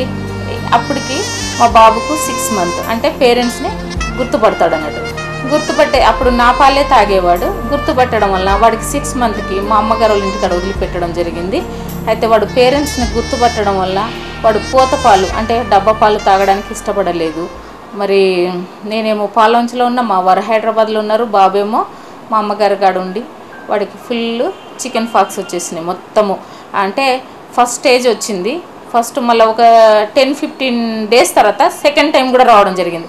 ఎందుకంటే వాడు మానసికంగా నా పేరెంట్స్ లేరు, ఎందుకంటే పిల్లలు ఆ వయసుకి పేరెంట్స్ని గుర్తుపడతారు కాబట్టి పేరెంట్స్ లేరు, నన్ను వదిలేసిపోయినరనే వాడు చాలా అప్సెట్ అయిపోయి పాలు తాగడం బంద్ చేసిండు, అన్నీ బంద్ చేసి. అదే టైంలో వాడికి ఇట్లా చికెన్ పాక్స్ రావడంతో వాడి కడుపులోకి వెళ్ళి రావడంతో మోషన్స్, వామిటింగ్స్. ఆ స్థితిలో ఉన్నప్పుడు నేనేమో అక్కడుంటే మా ఆడబిడ్డ వాళ్ళ భర్త, అంటే సారోళ్ళ కజిన్ వాళ్ళ భర్త, ఎందుకంటే ఆమె సారోళ్ళ కజిన్ కూడా నాతో పాటే ట్రైనింగ్ చేస్తుంది. అదే టైంలో ఆయన వచ్చి, ఏం ట్రైనింగ్ చేస్తావు నువ్వు? నీ కొడుకును చంపుకుంటావా? నీ కొడుకు నీకు ముఖ్యం కదా, ఇలాంటి ఉద్యోగం నీకు ముఖ్యమా అనేసి నన్ను తిడితే నాకు ఇక బాగా ఏడుచుకుంటా నేను వచ్చేకల్లా, అప్పుడు నేను వచ్చేకల్లా వాడు చాలా సివియర్గా ఉన్నాడు. దాని తర్వాత చూసిపోయినా నేను, ఏంటంటే ఒక్కరోజు లీవ్ కోసం అని చూసిపోయినా. మళ్ళీ ఒక 15 days 20 days తర్వాత ఇంకా సివియర్గా సీరియస్ అయిపోయిండు సార్. అంతకుముందే సార్ అక్కడ డోర్నకల్కి వచ్చి మా అమ్మ ఏమో వీడికి ఫుల్ తాయితలు కట్టించి, ఎందుకంటే ఆమె విగ్రహార్థన కదా, నాకు మనోడు బతకాలన్నట్టుగా ఆమె తాయితలు కట్టించడం అవి కట్టించడం చేసింది. సార్కి నా దేవుడు ఇచ్చిండు, ఆయనే తీసుకుపోతాడు ఆయన్నే, కానీ నువ్వు నీ తాయితలు నాకు కట్టొద్దు అనేసి మా పేరెంట్స్తోని మరి సార్ గొడవ పడడంతో అయితే నీ కొడుకు నువ్వు తీసుకొని వెళ్ళిపో, నా దగ్గర వద్దు అనేసి ఆమె, ఎందుకంటే మొండిది అన్నట్టు అని. అయితే ఇక సార్ ఏడ్చుకుంటా పాలవంచి వచ్చిండు, వద్దమ్మా నీ ట్రైనింగ్ వద్దు, నువ్వు వద్దు, బతికితే ఇద్దరం ఎక్కడో కాడ బతుకుదాంలే కానీ ఇక్కడైతే అవసరం లేదు మనకు, నువ్వు వచ్చేసేయి అనేసి నన్ను పిలుచుకొని వస్తే మా ఇంటికి వచ్చేకల్లా మా అమ్మ ఏం చేసింది, కోపంతో సార్ మీద కోపంతో మా బాబుని బయట పెట్టేసి తలుపేసేసుకుంది. వాడు ఏడుస్తుంటే నాకు అసలు ఏం చేయాలో అర్థం కాని పరిస్థితిలో ఈ గాబులో నీళ్ళు తాగించడం జరిగిందన్నట్టు.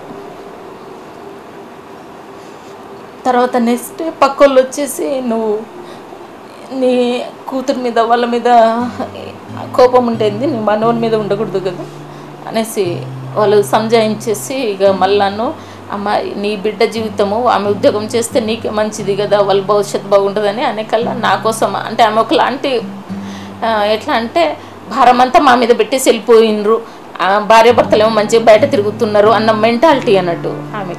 ఇంకా అలాంటి టైంలోనే ఇంకా సరేలే మన అవసరం కదా, బండ కింద చేయలాంటిది మన ఉన్నాము మన బాబు కోసమని నేను ఒప్పించి నా ట్రైనింగ్ అయిపోయాక మనం ఒక్కడే కలిసి ఉందాంలే అనేసి బాబుని అక్కడ పెట్టడం జరిగింది అన్నట్టు.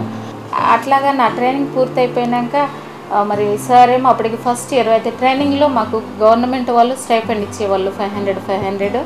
అయితే ఆ 500లో నా సోప్స్ కానీ 100 రూపాయలు పెట్టుకునేదాన్ని. సార్ పాపం ఆయనకు స్కాలర్షిప్ ఇచ్చిన సోప్ ఖర్చులకని ఆ ఖర్చులకంటే నేను ఒక 200 సారికి పంపేదాన్ని. అయితే సార్ ఆ డబ్బులతోని నేను ఆత్మీయంగా దిగజారొద్దనేసి, ఎందుకంటే దేవుళ్ళు ఎదగాలని మరి అందరి హతసాక్షుల పుస్తకాలు కొని నాకు పోస్ట్ చేసేవాడు అన్నట్టు.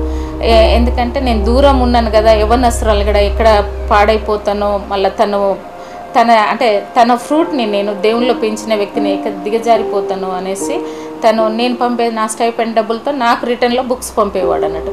అట్లా నా ట్రైనింగ్ అయిపోయినాక 87లో మళ్ళీ ఇక అప్పుడు సార్ ఫస్ట్ ఇయర్ అయిపోయింది. సార్ ఫస్ట్ ఇయర్ అయినాక నాకు భద్రాచలం దగ్గర లక్ష్మీపురం అనేసి పోస్ట్ వచ్చింది, ఎంపీహెచ్డబ్ల్యూకు లాగా నాకు అక్కడ పిఎస్సిలో అంటే ప్రైమరీ హెల్త్ కేర్ సెంటర్లో నాకు పోస్ట్ వచ్చింది. పోస్ట్ వస్తే సార్ని అడిగిన మరి ఎట్లా అంటే, నీ ఇష్టం, నీకు దేవుని సేవ కావాలా ఉద్యోగం కావాలా, ఎందుకంటే ఇప్పటికే మన ముగ్గురు జీవితాలు 3 రకాలుగా అయిపోయినాయి, ఒక్కడలేము. మళ్ళీ నువ్వు ఇప్పుడు ఉద్యోగం చేసినావు అనుకో, మళ్ళీ బాబుని ఎవరు చూసుకుంటారు, నీవు ఎక్కడ ఉంటావు, నీ తోడు ఎవరు ఉంటారు, ఒక్కదానివే కష్టము అనేసి అన్నప్పుడు నేను ఆలోచించినాను. నిజంగా కష్టమైన సుఖమైన, ఎందుకంటే ఆ పీరియడ్లోనే మేము ఎన్నో కష్టాలని ఒంటరితనాన్ని అనుభవించినాను కాబట్టి కష్టమైన సుఖమైన నీతోనే వచ్చేస్తాను, ఇద్దరం కలిసి నేను కూడా బైబిల్ ట్రైనింగ్ వచ్చేస్తాను అనడంతో తను నా కోసం కూడా అప్లై చేయడం జరిగింది.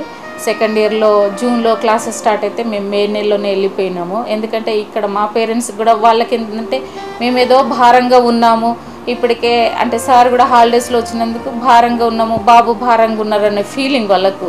చెప్పాను కదా, రైల్వేలో జీతాలు 10వ తారీఖు జేబులు ఖాళీ అయిపోతాయి అన్నట్టు, అలాంటి పరిస్థితి మా పేరెంట్స్ది కాబట్టి వాళ్ళకు మాకు చూసే కెపాసిటీ లేదు.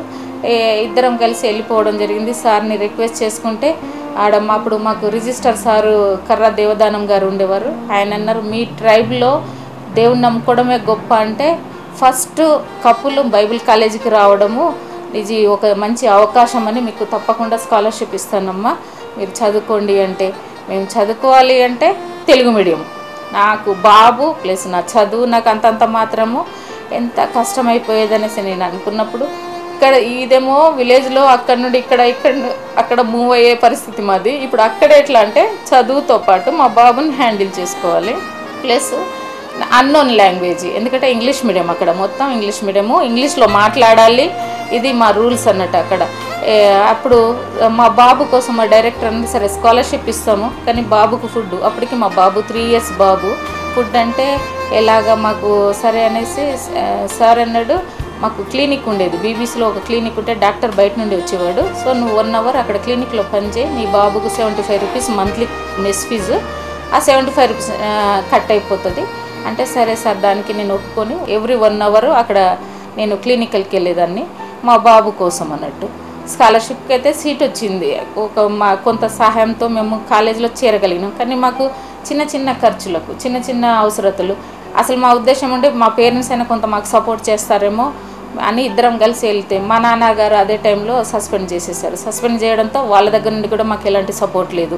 ఇంకెట్లా బ్రతకడం అనుకునే టైంలోనే దేవుడు మరి మా వారికి ధైర్యాన్ని ఇచ్చి, అయితే మొదటి నుండే సారు అంటే తను సేవలో ఎక్కువ ఇన్వాల్వ్మెంట్, ముందు సేవ అనుభవం ఉంది కాబట్టి తను ఇక్కడ ఒక తండా ఉండేది. మా సార్ చెప్పింది ఏంటంటే, అక్కడ ఒక తండా ఉంది, నువ్వు ఎవ్రీ వీక్ పోయి అక్కడ విజిట్ చేసి సేవ స్టార్ట్ చేయమంటే మాకు ఎవ్రీ వీకెండ్ మేము ఎవెంజలిజంకి గ్రూప్ వైజ్గా వెళ్ళాలన్నట్టు. అట్లాగే సార్ కూడా వెళ్ళేవాడు కాబట్టి వాళ్ళు ఏదో కొంచెం పాకెట్ మనీ లాగా ఇచ్చేవాళ్ళు. మళ్ళీ ఎస్బి సార్ అని వాళ్ళ భార్య, ఆమె దశం భాగము 30 రూపాయలు ఇచ్చేది మా బాబు సోప్స్ కోసం అనేసి. తర్వాత అక్కడ మణిపూరి పిల్లలు ఉండేవాళ్ళు, వాళ్ళు ఒక 100 రూపాయలు మా పాల పైసలు ఇచ్చేవాళ్ళు. అట్లా మేము దాదాపుగా 4-5 ఏళ్ళు కష్టపడి చదవడం జరిగింది. మాకు 88లో అక్కడ తెలుగు వాళ్ళకు మలయాళీ వాళ్ళకు గొడవ వచ్చినప్పుడు కూడాను వాళ్ళు అన్నారు కదా, మనం వెళ్ళిపోదాం రెండు తెలుగు వాళ్ళం అంటే, మేము వచ్చిన ఉద్దేశం వేరు. ఎందుకంటే మేము తెలుగు వాళ్ళం కాదు, మాకు తెలుగు వాళ్ళతో సంబంధం లేదు, మా ఉద్దేశం వేరు కాబట్టి మేము రాము అనేసి చెప్తే మా బ్యాచ్ వాళ్ళందరూ చాలా కోపడ్డారు. ఎందుకంటే అప్పుడే మేము వచ్చేసే వాళ్ళం, అయితే మా కోర్స్ కంప్లీట్ కాకపోయేది. అందుకని మేము అక్కడే ఉన్నాము. మరి ఆ రీతిగా మా కోర్స్ కంప్లీట్ అయింది. అప్పుడు 90స్లో మళ్ళా నా బ్యాచ్ 40 మంది, దాదాపుగా 40 మందిలో కొందరు ఒక 3 కపుల్స్ ఏమో పెళ్ళైన వాళ్ళు వచ్చారు. వాళ్ళు ప్రెగ్నెన్సీ రావడంతో వాళ్ళని వెళ్ళగొట్టడం జరిగింది. ఎందుకంటే పిల్లలతో పాటు చదువుకోవడానికి మా సార్ ఒప్పుకోరు అన్నట్టు, చదువు డిస్టర్బ్ అవుతుంది అనేసి. అదే ఉద్దేశంతో మేము అందుకే పిల్లలు పుట్టకుండా చూసుకున్నాము. ఎందుకంటే మళ్ళీ పిల్లలు పుట్టారనుకో చాలా డిస్టర్బ్ అయిపోతుంది. ఇప్పుడు ఉన్న బాబుతోనే ఆ బాబుని మేము లైలా స్కూల్లో వేయాలి అనేసి ఇక్కడ అల్వాల్లో లైలా స్కూల్లో ఎల్కేజీలో వేసేయడానికి ఎంతో కష్టపడ్డాం అన్నట్టు. సీటు దొరకడానికి కూడా మా సార్ వాళ్ళు రికమెండ్ చేస్తే అప్పుడు సీట్ దొరికింది. ఆ టైంలో కూడా మా వినయ్ ఫస్ట్ ఏమో తను 6 నెలల బాబు ఉన్నప్పుడు చచ్చిపోయేటోడల్లా దేవుడు ఆయన్ని బ్రతికించిండు. మళ్ళీ 3వ సంవత్సరంలో తనని స్కూల్లో వేసాము. స్కూల్లో వేసినప్పుడు వాడు స్కూల్కి పోవడానికి ఇష్టం. ఇక అప్పుడే వాడికి మెంటల్ ఏంటంటే నన్ను వదిలేసి ఎక్కడికో వెళ్ళిపోతున్నారు, మా పేరెంట్స్ నన్ను వదిలేసి వెళ్ళిపోతున్నారు అన్న ఫీలింగ్ వాడికి చిన్నప్పటి నుండి రావడంతో వాడు స్కూల్కి పోవడానికి కూడా ఇష్టపడకపోయేవాడు. స్కూల్కి వెళ్ళిన వెంటనే వాడు స్కూల్లోకి వెళ్ళి బయటకు వచ్చేసి రోడ్డు మీద వెళ్తుంటే ఒక లారీ డ్రైవరు వాడిని ఎత్తుకొని పోవడం ఆయమ్మ చూసింది. ఎత్తేసుకొని లారీలో కూసబెట్టుకున్నాడు. ఆయమ్మ చూసి యూనిఫామ్ చూసేసి ఇమ్మీడియట్గా పిల్లల్ని తీసుకొచ్చింది. ఆ 3 ఏళ్ళకు కూడాను దేవుడు వాడిని తప్పించాడు అన్నట్టు, లేకుంటే అప్పుడు కూడా వాడు ఏమైపోయేవాడు అన్నట్టు.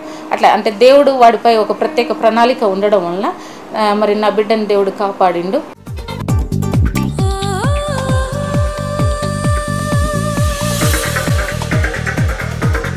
మేడం, మరి మీ సేవా జీవితంలో ఇన్ని కష్టాలు వచ్చాయి కదా, మరి మీకు ఎప్పుడైనా సేవ మీద విరక్తి పుట్టిందా?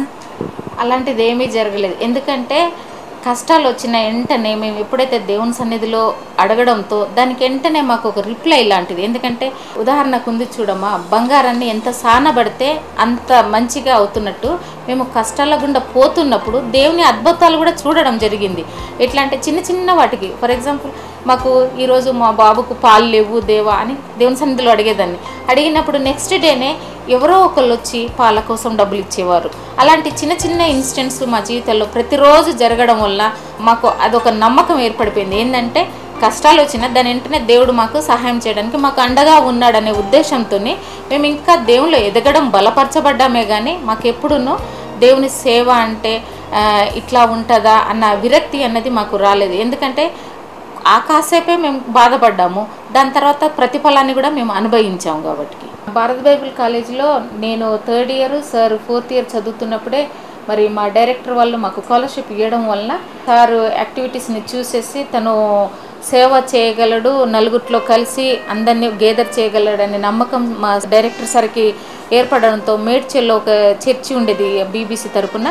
అప్పుడు ఆ చర్చిలో ఎవ్వరు సరిగా అంటే గుడికి రాకుండా అక్కడ సరైన పాస్టర్ లేకపోవడంతో అది అట్లాగే పాడైపోతుంటే మా డైరెక్టర్ సార్ మీద నమ్మకం వచ్చి, క్రిస్టఫర్ మరి నువ్వు మేడ్చల్ చర్చిని చూసుకో, అక్కడ నుండి మీరు అప్ అండ్ డౌన్ చేసుకోండి, ఎందుకంటే ఆ చర్చ్ అట్లాగే పాడైపోతుందని అన్నాడు. అయితే సరే సార్, ఎందుకంటే మీరు నాకు ఇన్ని ఏండ్లు చదివించారు, ఆ కృతజ్ఞతతో నేను చేస్తానని. అదే టైంలో 90sలో ఇక ఎట్లా నా కోర్స్ అయిపోతుందనేసి 91లో మేము మేడ్చల్కి వెళ్ళిపోయినాం 90స్లో. 91లో మా క్రిస్టినా అక్కడ పుట్టడం జరిగింది. అయితే చెప్తున్నా కదా, మొదటి నుండి పెళ్ళైన మొదటి నుండి కూడా మేము నాకు మా పేరెంట్స్ కానీ సార్ పేరెంట్స్ కానీ ఎక్కడ మాకు ఫైనాన్స్ సపోర్ట్ కానీ ఫిజికల్ సపోర్ట్ కానీ లేరు. ఎందుకంటే నాకు ఆయనకు నేనే అన్నట్టుగా. చివరికి ఈవెన్ నా ఇద్దరు పిల్లల డెలివరీకి కూడాను ఏ భర్త కూడా చేయలేడు. అలాంటి అంటే సొంత తల్లి మా అమ్మ కూడాను నా కొడుకు పుట్టినప్పుడు ఆమె సిగమూగుతుంది కాబట్టి నీ డెలివరీ క్లాత్స్ నేను ఉతకను అన్నది. కానీ మా పాప పుట్టినప్పుడు నాకు మా పాప కడుపులుండి నేను డెలివరీకి వెళ్ళాలంటే ఫైనాన్స్గా మాకు చాలా ఇబ్బందులు ఉండడం వల్ల మేడ్చల్లోని ఒక గవర్నమెంట్లో ఒక సిస్టర్ పనిచేసేది. ఆమె అన్నది, తమ్ముడు నేను డెలివరీ చేస్తాను, నువ్వేం టెన్షన్ పడకు అన్నప్పుడు నాకు పెయిన్స్ వచ్చి మార్నింగ్ డెలివరీ అవ్వాల్సిన వ్యక్తికి నాకు సాయంకాలం వరకు మా పాప అంటే హెడ్ బయటికి వచ్చేసింది, పెయిన్స్ ఆగిపోవడం జరిగింది. ఇక సారు ఆ హాస్పిటల్లోనే మోకాళ్ళొంగి దేవుని సన్నిధిలో ఒకటే ఏడవడము, ఏంటంటే ఇద్దరి ప్రాణాలకు ముప్పు ఉందనేసి అనడంతోనే ఇంకా ఏడవడము జరుగుతుంటే అప్పటికి మా బాబు చిన్నోడు 5 years బాబు. అయితే ఏడవడం జరిగితే దేవుడు మరి అద్భుతంగా ఎలాంటి సిజరిన్ లేకుండా ఏమీ లేకుండా మరి నార్మల్ డెలివరీని దేవుడు నాకు దయచేసిండు. అంతేకాకుండా అసలు నా తల్లి కానీ మా అత్తగారు కానీ ఎవ్వరూ రాలేదు నా డెలివరీకి. ఎందుకంటే నా డెలివరీ డేట్ వాళ్ళకి తెలుసు, కానీ వాళ్ళ పనులే ముఖ్యం అనుకున్నారు. మా నాన్నగారే ముఖ్యమని మా అమ్మగారు, ఇంకా మా అత్తగారు అంటారా వాళ్ళు మా పెళ్ళైనా కానీ దేనిలో ఇన్వాల్వ్ కాలేదు కాబట్టి ఎప్పుడూ వాళ్ళు రాలేదు. ఆ టైంలో అసలు ఎందుకంటే బేబీ లేట్ డెలివరీ కాబట్టి ఓవర్ బ్లీడింగ్ అవుతుంది. అసలు నమ్ముతారో లేదు, అంటే భార్యాభర్తల సంబంధం గురించి చెప్తున్నాను. నా చీరంతా అంటే సిస్టర్ నా చీరంతా మొత్తము బ్లడ్తో ఇదైపోతే నేను పడేయాలని చూసినప్పుడు నా భర్త దాన్ని శుభ్రంగా కడిగేమన్నాడంటే, నీవైతే వేరు నేనైతే వేరా, మనం ఇద్దరం ఒకటి కాదా అనేసి. అంటే అలాంటి భర్తలు కూడా ఉన్నారా అన్నది. ఎందుకంటే చాలామంది భర్తలు భార్యలని వాళ్ళ ఆనందం కోసమే ప్రేమిస్తారు, కానీ భార్య యొక్క సుఖ దుఃఖాలను పంచుకోరు. కానీ నా భర్త విషయంలో అయితే నన్ను చాలాసార్లు కోపడతాను, చాలాసార్లు నాకు కోపం ఎక్కువ, కానీ తను ఓపికతోనే ఆ మాట అన్నప్పుడు నాకు నిజంగా తల్లిదండ్రులు కూడాను గుర్తుకు రాలే. ఇప్పటివరకు మా పెళ్ళై 27 ఏళ్ళు అయిపోయినా కూడాను మొన్ననే మా పెళ్ళైందా అన్నట్టు అనిపిస్తుంది అన్నట్టు. అంత ప్రేమ, అంటే ఇద్దరం ఒకరికొకరు సహకరించుకుంటూనే ఉన్నామే తప్ప మేము ఈ కష్టాల్లో కూడాను భర్త ఈ రీతిగా అంతగా చేస్తారా. మా పాప బట్టలు కూడాను తను ఉతికి డెటాల్ వేసేసి ఆమెకు ఎందుకంటే స్కిన్ ఇన్ఫెక్షన్ వస్తుంది అనేసి క్లీన్ చేసేవాడు అన్నట్టు. ఆ రీతిగా మేము ఒకరికొకరుగా తోడుగానే ఉన్నాం తప్ప ఎక్కడనో కొట్లాడుకొని వెళ్ళిపోవడం కానీ సేవ మీద విరక్తి పుట్టి నువ్వు నాకు అది ఇయ్యలేదు ఇది ఇయ్యలేదని ఎప్పుడు మాకు సేవకుల ద్వారా వచ్చిన గొడవలే ఉంటాయి, కానీ మా పర్సనల్గా అన్నది ఎప్పుడు రాలేదన్నట్టు. మేము బీబీసీ నుండి తర్వాత మేడ్చల్ వెళ్ళాం. మేడ్చల్ నుండి మా సొంత సేవ అంటే మా సార్ ఉద్దేశం ఏంటంటే మా ట్రైబ్ వాళ్ళ మధ్యన మేము సేవ చేయాలని ఉండేది. అందుకనే ఆ సేవ మరి మా సార్కి చెప్పిన, సార్ ఇన్నేళ్ళు మాకు చదివించినందుకు మేము నీకు కృతజ్ఞతగా 1 year మేము చేసాము, కానీ మా భారం అంతా మా వారి మధ్య ఉన్నది, మేము వెళ్ళిపోవాలన్నప్పుడు మా సారు సరేలే అనేసి మా పాప పేరు కూడా తనే పెట్టారు. పెట్టినాక మేము మల్కాజ్గిరిలో రావడం జరిగింది. అక్కడ కూడాను ఇక మా జీవితంలో ఎట్లా అంటే ప్రతి చోట కష్టాలు దాని వెంటనే దానికి సమాధానము దేవుడు మాకు ఇచ్చాడు. మల్కాజ్గిరిలో వచ్చినప్పుడు మాకు ఆ ఇంటి కిరాయి కట్టుకోవడానికి కూడా డబ్బులు లేవు. మా ఇంటి ఓనర్ కోమటాయనే, ఆయన ఏమన్నాడంటే మేము క్రైస్తవులకైతే ఇల్లు ఇయ్యము, ఎందుకంటే వాళ్ళు శుభ్రంగా ఉండరు. అంటే అదేం లేదు, మేము మంచిగానే పెట్టుకుంటాం సార్, మాకు ఏంటంటే దానికి 750 రూపాయలు కిరాయి, అది కట్టు అడ్వాన్సు, అది కట్టినాక మీరు దిగండి అన్నాడు ఆయన ఒప్పించడానికైతే. కానీ ఆ 750 కూడా మా దగ్గర కట్టడానికి లేదు. అప్పుడు మాకు ఇక్కడ ఒక మిషనరీ బోయినపల్లి దగ్గర ఉండేది, ఆ మిషనరీకి చెప్పాము ఇట్లా మేము మేడ్చల్ నుండి మల్కాజ్గిరి వెళ్ళాలనుకుంటున్నాము, మరి మాకు ఆర్థికంగా కొంత సహాయం ఇస్తారంటే ఆయన కరెక్ట్గా ఓనర్ అడిగిందేమో 750, ఆయన 1000 రూపాయలు ఇచ్చాడు. మా మినిస్ట్రీ స్టార్టింగ్లో 1000 రూపాయలు ఇస్తే 750 రూపాయలతో ఆయనకు ఓనర్కి కట్టేసి 650తో మేము మేడ్చల్ నుండి ఇక్కడ దిగడం జరిగింది. కానీ మా దగ్గర డబ్బు లేదు, ఏమీ లేదు, కానీ విశ్వాసము చాలా గొప్పది అన్నట్టు. విశ్వాసం చాలా ఉండే. మేము అట్లా మా మినిస్ట్రీ నలుగురు అంటే పిల్లలతోని సేవకులతోని స్టార్ట్ చేసాము.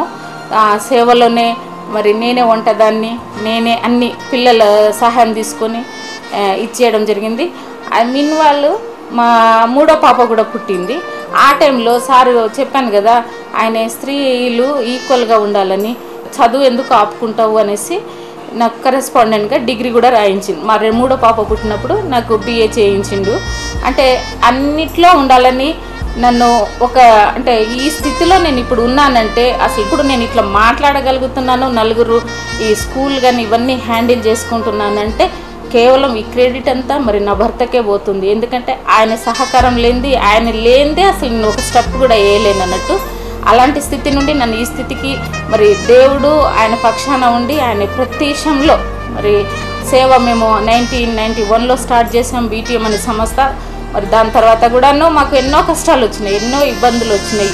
అసలు మాకు మేము బ్రతకడమే కష్టం అనుకుంటే ఇంకా మాకు తోడుగా ఈ సేవకుల ట్రైనింగ్ అనేసి, చిల్డ్రన్ హోమ్ అనేసి ఇవన్నీ పెడుతుంటే ఒక్కోసారి ఎంత అద్భుతం అంటే మాకు వండుకోవడానికి గ్యాస్ కూడా ఉండకపోతే మా చర్చి మెంబరు మేడ్చల్లో ఉన్నామే మా బాబు పాల కోసము పెట్రోల్ అమ్మాలని పోతుంటే ఆ చర్చి మెంబర్ అప్పుడే తను బియ్యము, గోధుమ పిండి ఇన్ని తీసుకొచ్చేసి, అయ్యో పాస్టర్ గారు మీరు మాకు చెప్పకుండా వచ్చారేంటి మీరు అనేసి ఆవిడ అన్నీ తెచ్చేసి ఇవ్వడం జరిగింది. అట్లాగే ఒకసారి కూడాను మేము నామలగుండలో ఆల్ నైట్ ప్రేయర్ మీటింగ్కి వెళ్ళినప్పుడు నెక్స్ట్ డేకి మాకు తినడానికి తిండి లేదు, కానీ ఆ నైట్ ప్రేయర్కేమో కూర్చున్నారు మా వారు.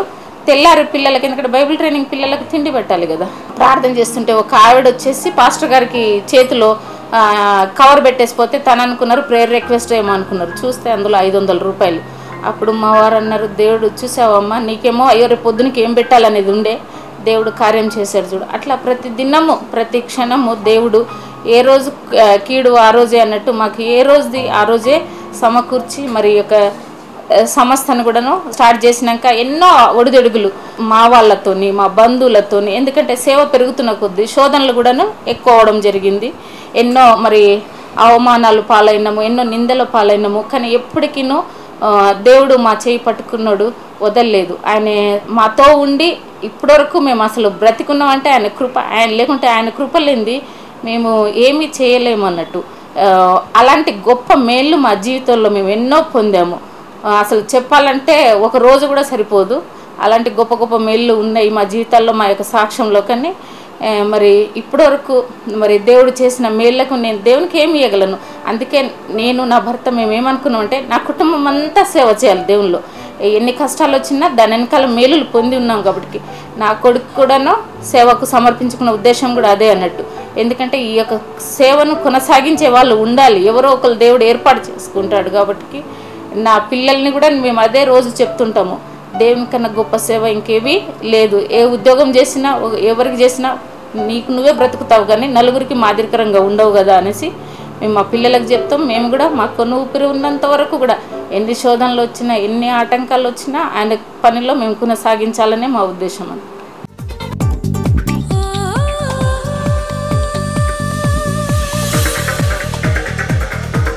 మరి మీ జీవితంలో జరిగిన ప్రతి ఒక్క విషయాన్ని మాతో షేర్ చేసుకొని ఈ టైంని మాకు ఇచ్చినందుకై మీకు చాలా థ్యాంక్స్.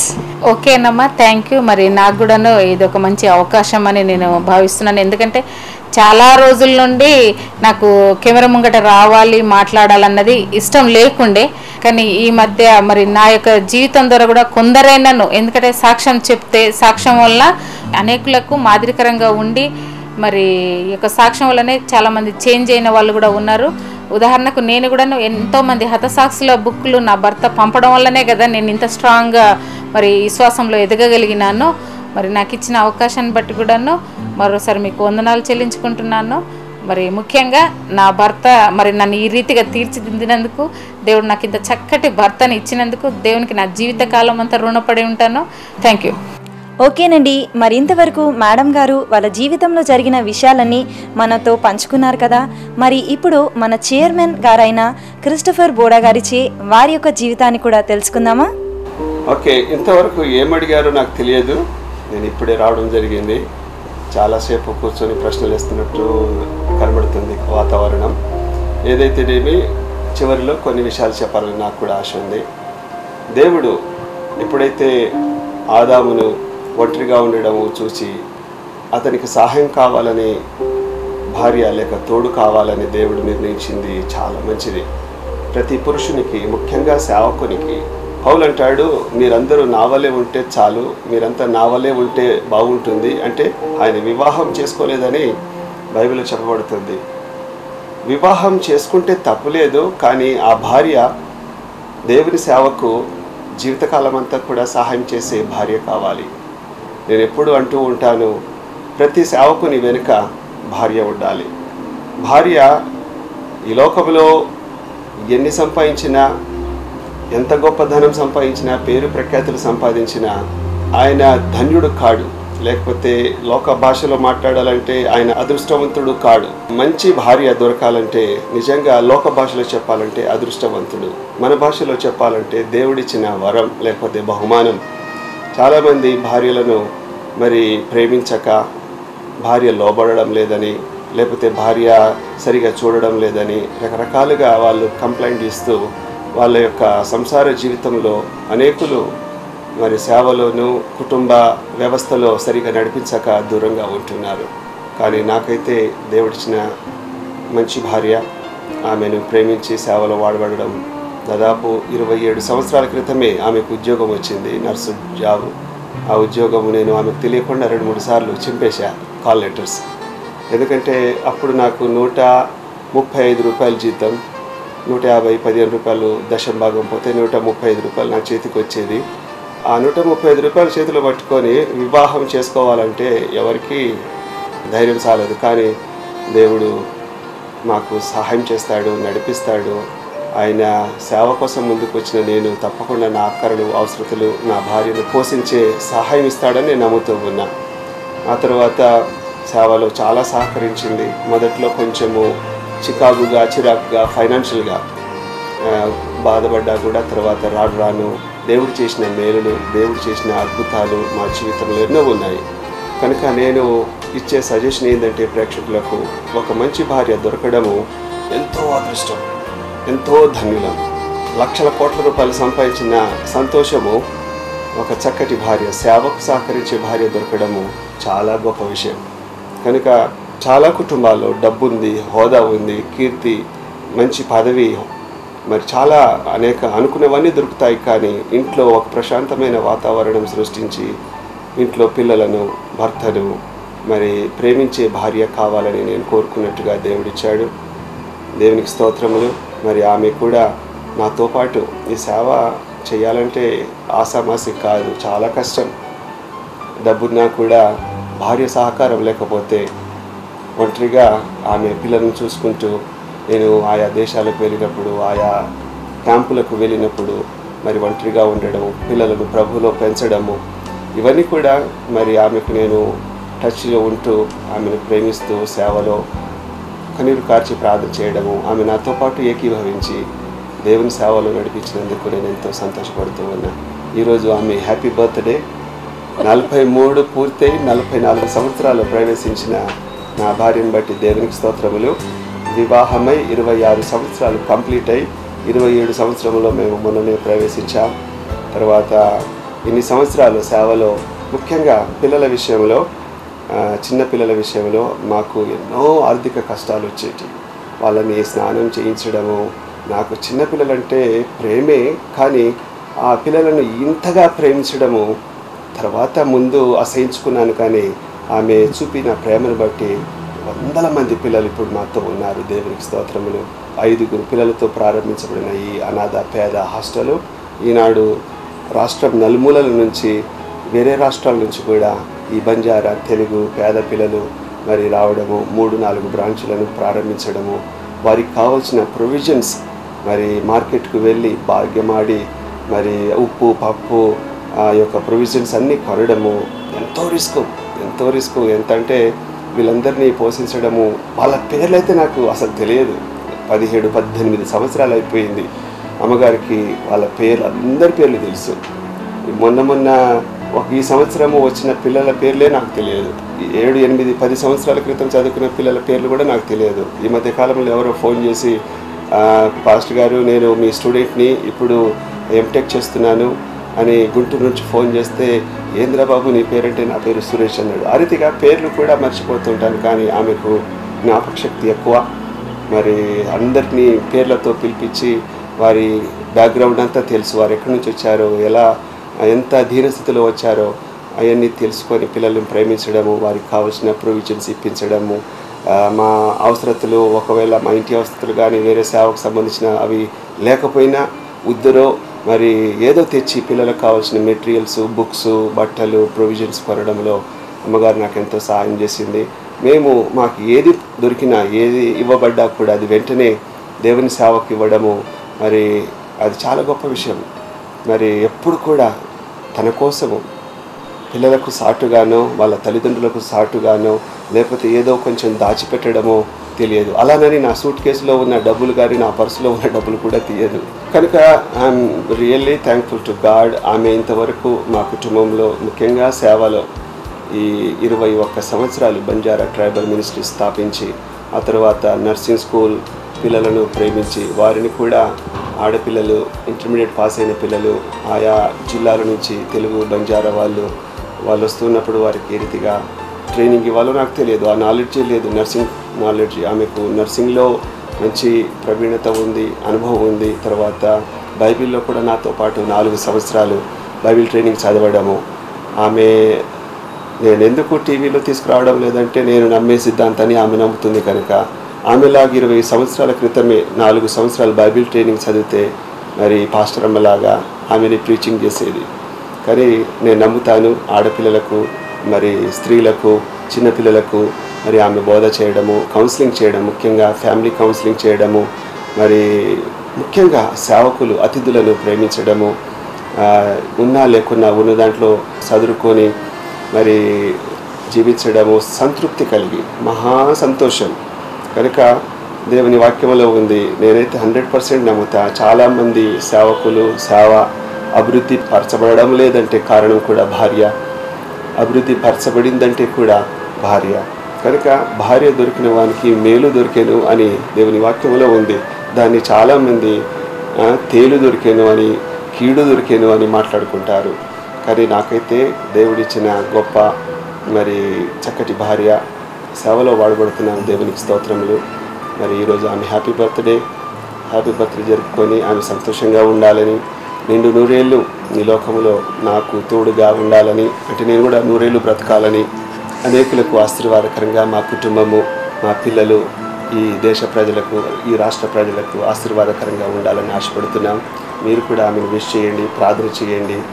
దేవుడు మంచి ఆరోగ్యము, నెమ్మది ఇచ్చలాగున మీరు కూడా ప్రార్థన చేయాలని మా కొరకు, మా పిల్లల కొరకు, బైబిల్ టీవీ కొరకు, BTV కొరకు, క్రిస్టియన్ చారిటబుల్ ఆర్గనైజేషన్లో నర్సింగ్ స్కూల్ కొరకు, క్రిస్టల్ హై స్కూల్ కొరకు, క్రిస్టల్ జూనియర్ కాలేజ్ కొరకు, మా విద్యా సంస్థల కొరకు, మరి సంఘాల కొరకు, సేవకుల కొరకు ప్రత్యేకమైన ప్రార్థనలు జ్ఞాపకం చేసుకోండి. మరి 24 గంటలు బైబిల్ టీవీలో వస్తున్న ఈ యొక్క సేవను జ్ఞాపకం చేసుకోండి. అనేక భక్తులు, సేవకులు, బోధకులు, దైవజనులు దేవుని వాక్యము బోధించి అనేక ఆత్మలను ప్రభు సన్నిధిలో నడిపించడానికి దానికి కావాల్సిన ఆర్థిక వనరులు దేవుడు కుమ్మరించలాగిన మీ సొంత ప్రార్థనలు జ్ఞాపకం చేసుకోవాలని మనం చేస్తున్నాను. మరి చక్కటి అవకాశం ఇచ్చిన దేవునికి, మీ అందరికీ నా హృదయపూర్వక వందనాలు. ప్రార్థన చేసుకుందాం. మమ్మల్ని మిక్కిలిగా ప్రేమించిన మా ప్రియ పరలోకపు రాజా, నీ పరిశుద్ధ పాదములకు వేల కొలది వందనాలు, స్తుతులు, స్తోత్రములు చెల్లించుకుంటూ ఉన్నాం. మా జీవితంలో, ముఖ్యంగా నా కుటుంబంలో, నా భార్య జీవితంలో, నా జీవితంలో, మా ఇద్దరి జీవితంలో ప్రభువా మీరు చేసిన మేలులన్నిటిని బట్టి ప్రభువా నీకు ఏమి చెల్లించగలము, ఏమి ఇవ్వగలం ప్రభువా. మీ కృపలో జ్ఞాపకం చేస్తూ, బలపరుస్తూ, ఆదరిస్తూ ఉన్నావు, పోషిస్తూ, సంరక్షిస్తూ, కాచి కాపాడుతూ ఉన్నావు ప్రభువా. నీకు స్తోత్రములు. నైనా మేము నీ సేవలో వాడబడుతూ ఉన్నాం. నమ్మకంగా, యథార్థంగా, అనేకులకు ఆశీర్వాదకరంగా, నీకు మహిమకరంగా జీవించే గొప్ప భాగ్యాన్ని మాకు అనుగ్రహించినందుకై స్తోత్రములు. నైనా అనేక కుటుంబాల్లో ప్రభువా నెమ్మది లేక, భార్య బిడ్డలకు ప్రభువా, భర్త భార్యకు, భార్య భర్తకు నైనా అనేకులు 100 మంది మాకు ఫోన్లు చేస్తూ ఉన్నారు. కుటుంబాన్ని ప్రభువా మరి ఏలలేక, సేవలో సాగలేక, కుంటుపడి ఆగిపోయిన కుటుంబాలు సేవ ఎంతో ఉంది. కానీ నాకైతే చక్కటి భార్యని ఇచ్చావు, నీకు స్తోత్రములు. ఆ భార్య ద్వారా సేవ జరిగించే అవకాశం ఇచ్చావు, నీకు స్తోత్రములు. మా ఇద్దరిలో ఏక మనసు, ఏక తలంపు, ఏక శరీరంతో మేము నీ సేవలో ముందుకు సాగి వెళ్తున్నప్పుడు మీరు ఇంతవరకు నడిపిస్తూ ఉన్నందుకై వందనాలు చెల్లించుకుంటున్నాము. మా స్వార్థం కోసము, మా పేరు ప్రఖ్యాతుల కోసం మేము ఏమీ అడగలేదు, కానీ నీ రాజ్య వ్యాప్తి నిమిత్తము, నీ మహిమార్థం కొరకు ప్రభు మేము అడిగినప్పుడల్లా ఎనుకో ముందో ప్రభు ఆలస్యంగా అయినా కూడా మా అక్కరులు, సేవ అక్కరులు తీర్చి నడిపించావు. నీకు వందనాలు చెల్లించుకుంటూ ఉన్నాము. అయినా నా భార్యను కాపాడి సంరక్షించి నాతో సేవలో వాడబడినందుకై నీకు వేల కొలది వందనాలు చెల్లించుకుంటున్నాను తండ్రి. ఇంకా భవిష్యత్ కాలం అంతా కూడా నీ చేతికి అప్పగించుకుంటున్నాను. ఇంకా భావి జీవితం అంతా కూడా, శేష జీవితం అంతా కూడా నీ చేతికి అప్పగించుకుంటున్నాము. మా ఇద్దరిలో ప్రభా ఎలాంటి సమస్యలు, గొడవలు, ప్రభా కీడు ఎలాంటివి రాకుండా, శోధనలు రాకుండా కాపాడి ప్రభా మరి నడిపించండి. మా ముందుంచబడిన పరుగు పందెంలో మేము నమ్మకంగా, యథార్థంగా పరిగెత్తి నీ ద్వారా బహుమానం పొందగలిగే అవకాశం దయచేయండి నైనా. ఇంకా మా పిల్లల విషయంలో, వినయ్, క్రిస్టల్ విషయంలో కూడా నీ చేతికి అప్పగించుకుంటున్నాం తండ్రి. వారిని కూడా బలపరచండి. నీ దివ్య జ్ఞానం దయచేయండి. మంచి ఆరోగ్యము, చదువులో తెలివి, జ్ఞానం దయచేయండి.